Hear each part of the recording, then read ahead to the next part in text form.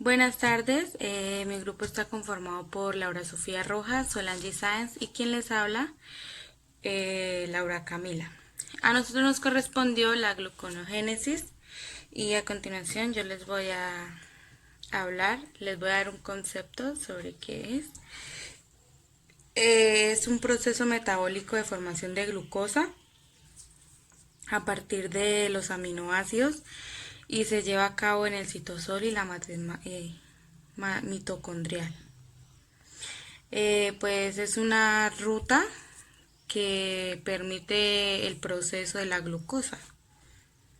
Y este proceso es absolutamente necesario porque el cerebro, el sistema nervioso, la médula renal, los tejidos de embrionarios requieren de glucosa en la sangre. La glucosa es muy importante. Era lo que les había hecho anteriormente, que genera energía en el organismo para que pueda funcionar. En los mamíferos algunos tejidos dependen totalmente de la glucosa, por ejemplo el cerebro, los eritrocitos, los testículos, la médula renal y los tejidos embrionarios. La glucosa está almacenada en forma de glucógeno en el hígado y en los músculos. El glucógeno no es suficiente porque se agota por el tejido, perdón, por el ejercicio intenso, situaciones en ayuno y el organismo tiene que sintetizar glucosa a partir de precursores que no sean glúcidos. La gluconogénesis es la ruta metabólica que permite la síntesis de la glucosa a partir de precursores no glúcidos como el lactato, piruvato y glicerol en todos los seres vivos, animales, plantas, microorganismos y hongos, principalmente en el hígado. Se le relaciona primariamente con la respuesta al ayuno y es una ruta anabólica y en menor proporción de los riñones. A continuación les vamos a hablar sobre el proceso de la gluconogénesis. Este es un proceso muy parecido al de la glucólisis, solamente que es inverso. Y bueno, se inicia con dos moléculas de piruvato y ese piruvato que se encuentra en la mitocondria con ayuda de 2 ATP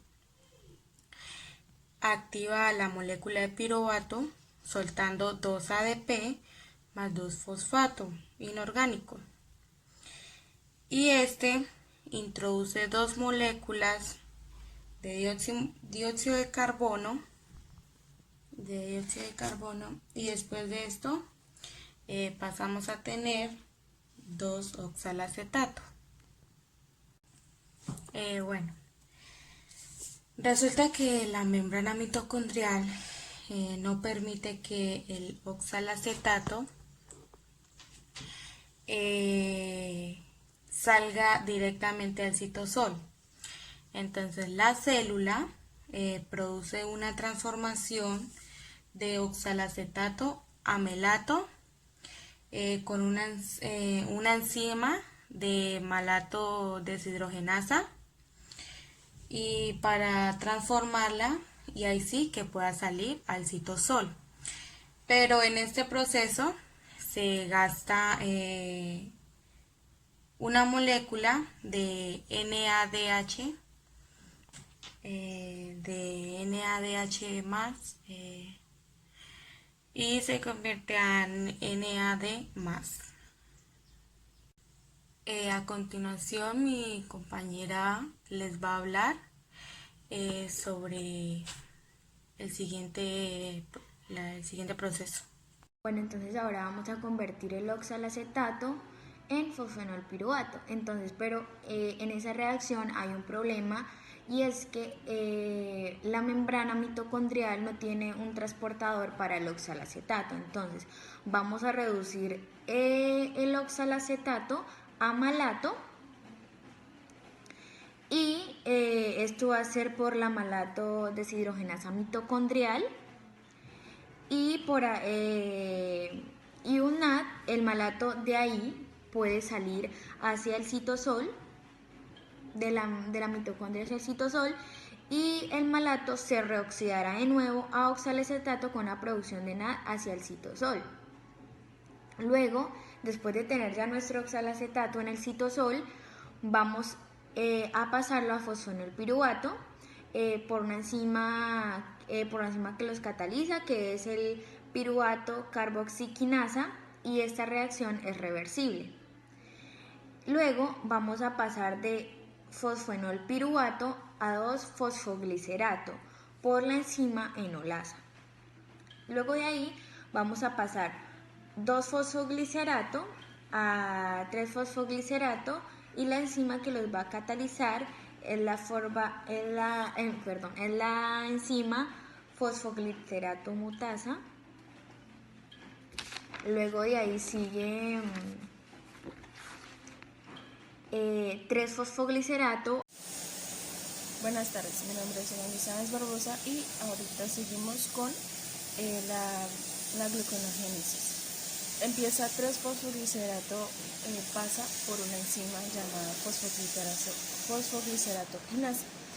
Esta va a requerir ATP, por lo tanto va a pasar de ATP a ADP y forma 1,3 de bifoglicerato. Bueno, listo. Después de esta sigue 1,3-bifosfoglicerato, que pasa por una enzima llamada gliceraldehído 3-fosfato. De ahí deshidrogenasa. Entonces, de ahí no nos va a permitir pasar de NAD reducido, nos permite pasar de NAD reducido a NAD oxidado, para formar gliceraldehído 3-fosfato. Entonces, viene doble, como viene doble, por lo tanto, entonces va a coger uno gliceraldehído 3-fosfato y lo tiene que transformar en dihidroxiacetona 3-fosfato por una enzima llamada isomerasa. De gliceraldehído 3-fosfato se fusiona con dihidroacetona fosfato por una enzima llamada aldolasa, y se forma una molécula de fructosa 1,6-bifosfato. De ahí, de fructosa 1,6-bifosfato actúa la enzima llamada fructosa 1,6-bifosfatasa. A fructosa 6-fosfato forma. De fructosa 6-fosfato pasa por una enzima llamada isomerasa. Esta va a formar glucosa 6-fosfato. De ahí, el músculo no puede liberar glucosa al torrente sanguíneo porque carece de la enzima llamada glucosa 6-fosfatasa. Entonces, la glucosa 6-fosfato va a pasar por una enzima llamada glucosa 6-fosfatasa y va a generar la glucosa.